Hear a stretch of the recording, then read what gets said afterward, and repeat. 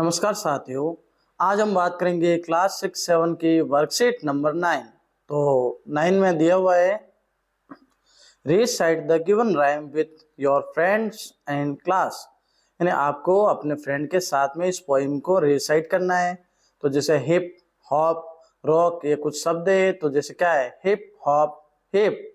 In the fog I see frog stop on a log with a hip of hip, यानी मैंने उसे उछलते हुए देखा एक फोग को। किसको? फोग, यानी जो मेंढक होता है। I see frogs stop on a log, मैंने देखे कुछ फ्रॉग्स मेंढक देखे ऑन ए लॉग, लॉग यानी एक गट्ठर पर देखे। With a hip hop hip sitting on a rock, वो सिटिंग किस पे बैठे थे? एक रोड चट्टान पर बैठे थे। I see 4 frogs on the rock, मैंने कितने फ्रॉग्स देखे? 4 फ्रॉग्स देखे चट्टान पर। Hip hop hip now it's hot, और अभी गर्मी हो रही है। I see frogs jumps off their spot, तो वो क्या हुए चट्टान पर जब बैठे थे तो गर्मी होने से वो उछलकर कूद गए।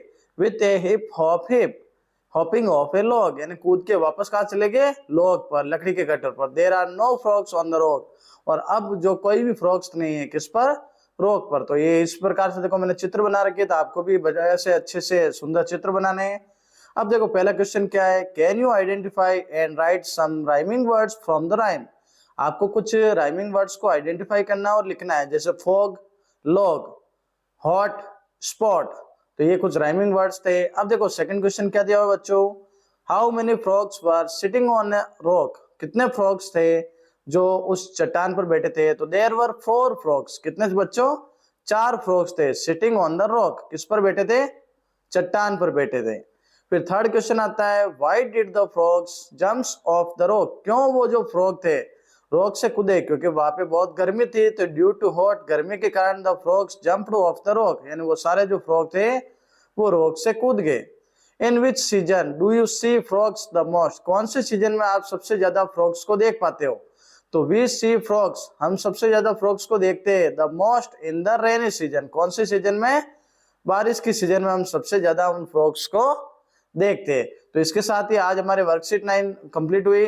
अब हम बात करते हैं वर्कशीट नंबर 10 के बारे में। तो वर्कशीट नंबर 10 क्या दी हुई है बच्चों? आइडेंटिफाई प्रीपोजिशंस एप्रोप्रिएटली, यानी हमें क्या करना है? जो प्रीपोजिशंस है ना, जो परसर्ग, उन्हें हमें एप्रोप्रिएटली लगाना है। तो देखो बच्चों, fill prepositions in the blanks, हमें जो खाली स्थान है उसमें प्रीपोजिशंस का यूज करना है।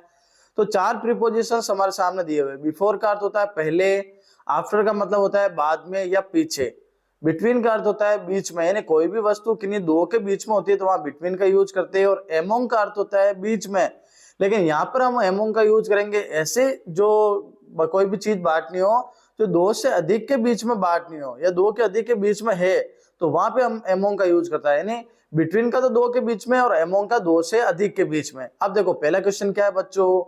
The cat was sitting, cat का अर्थ होता है बिल्ली, सिटिंग यानी बैठी है, द अदर एनिमल्स, दूसरे जानवरों के बीच। अब देखो बहुत सारे जानवर है, तो बहुत सारे जानवर होने के कारण हम यहाँ क्या लगाएंगे बच्चों?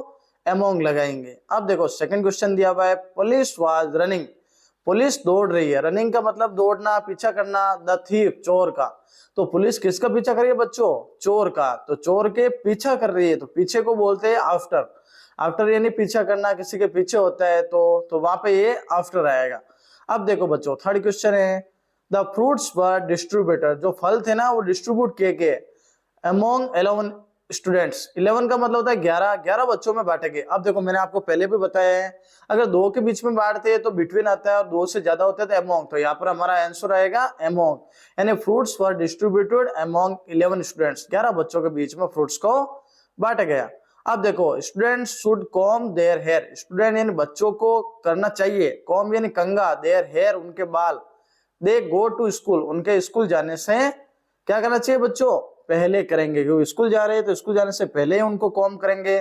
तो यहाँ पे हमारा जो आएगा वो आएगा बिफोर, कौन सा आएगा? बिफोर आएगा। तो before the students comb their hair before they go to school, school जाने से पहले बच्चों को बालों को कंघा करना चाहिए। अब देखो फिफ्थ क्वेश्चन है बच्चों वियर क्लीन क्लोथ्स, हमें कपड़े पहनने चाहिए, कपड़े क्लीन साफ कपड़े। टेकिंग ए बाथ, बाथ यानी स्नान करना, स्नान करने से हमें पहले पहनने चाहिए या बाद में? तो आप सभी को बच्चों पता है कि स्नान करने के बाद हम पहनेंगे कपड़े, तो wear clean clothes after taking a bath, यानी हमें स्नान करने के बाद में कपड़ों को पहनना चाहिए, वो भी साफ कपड़े।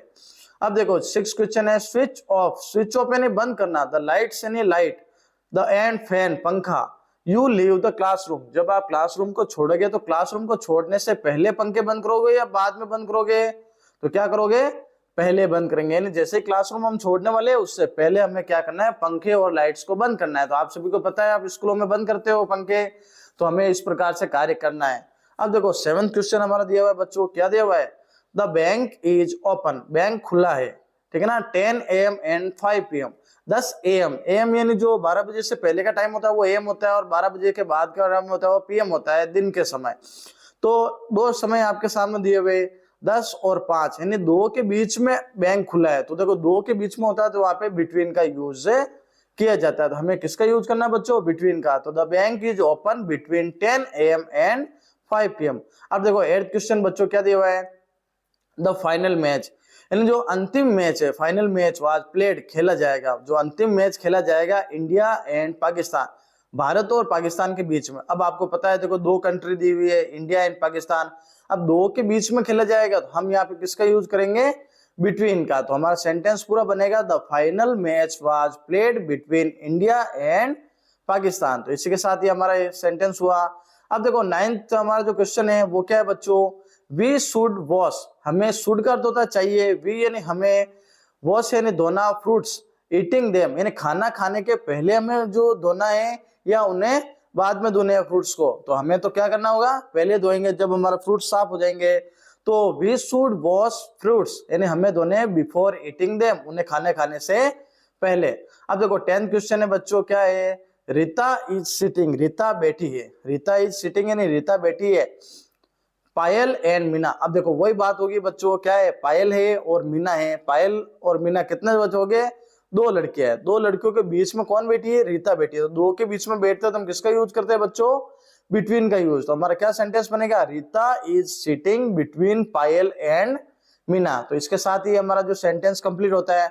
अब देखो बच्चों अगला जो हमारा सेंटेंस दिया हुआ है 11th सेंटेंस, आई वॉश, मैं धोता हूं, माई हैंड्स, माई यानी मेरे, हैंड्स यानी हाथ, तो मैं अपने हाथों को धोता हूं, यूजिंग द टॉयलेट, टॉयलेट जाने के पहले या टॉयलेट जाने के बाद। तो क्या रहेगा बच्चों? टॉयलेट जाने के बाद में धोएंगे। तो देखो क्या बनेगा sentence? I wash my hands after using the toilet, यानी टॉयलेट जाने के पश्चात हमें अपने हाथों को धोना चाहिए। तो इसी के साथ जो आज हमारे जो वर्कशीट 9 और 10 कंप्लीट हुई, तो आप सभी चैनल को सब्सक्राइब करें और वीडियो को ज्यादा से ज्यादा शेयर करें।